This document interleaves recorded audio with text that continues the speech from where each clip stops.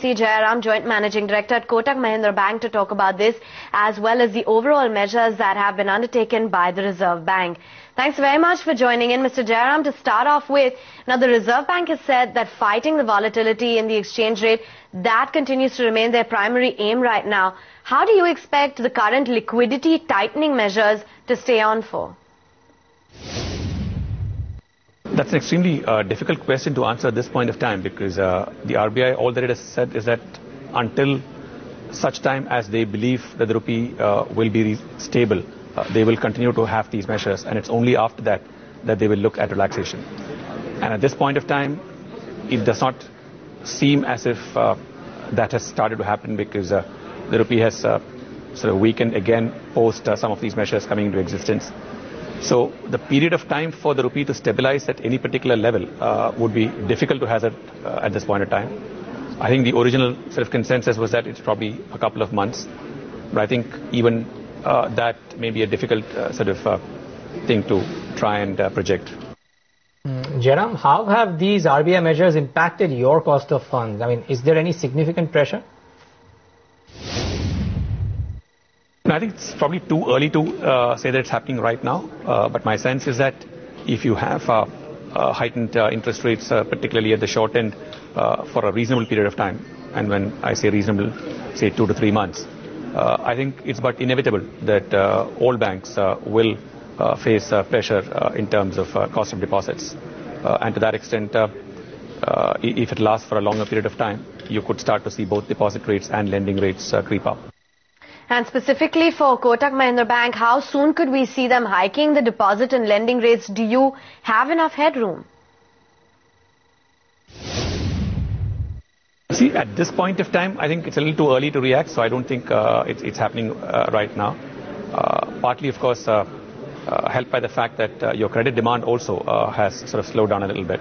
So I think it'll be some more time before impact starts showing up. Jairam, how tight is the liquidity in the system? Will there be an impact of the rupee's volatility and the recent liquidity tightening on your asset quality?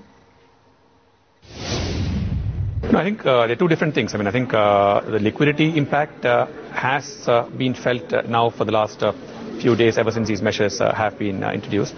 Obviously, the fact that credit demand has slowed down helps in the process, in the sense that liquidity is not as tight as what it otherwise might have been. So that's one part of the story. The other question is a little different in terms of asset quality. I don't think it's got anything to do with the immediate sort of short-term measures.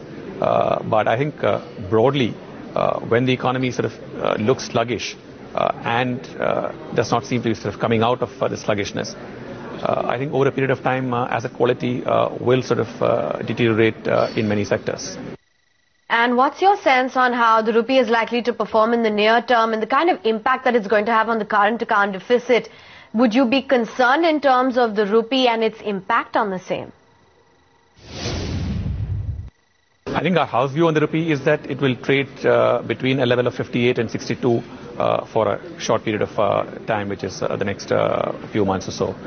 I think within that range, it could probably trade anywhere depending on what is happening in the markets at that point of time in terms of inflows and outflows. So I think that's the broad view that we have in the currency, but obviously it's so volatile right now that it's very difficult to make these projections. I think current account deficit independently has been a problem for a fair period of time.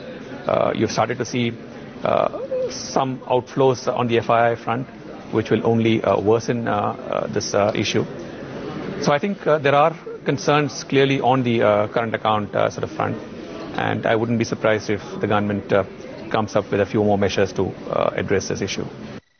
Jairam, just very quickly before we let you go, could you give us a sense of your deposit and credit growth at the moment? And like most banks, are you seeing corporate demand being subdued? Yes, by and large. I think at the end of our last year's results, we had given a guidance of around 15% for the current year in terms of growth of demand. Appreciate you taking the time out and joining in with an overall view as to what Kotak Mahindra Bank is likely to do and your sense on the rupee as well.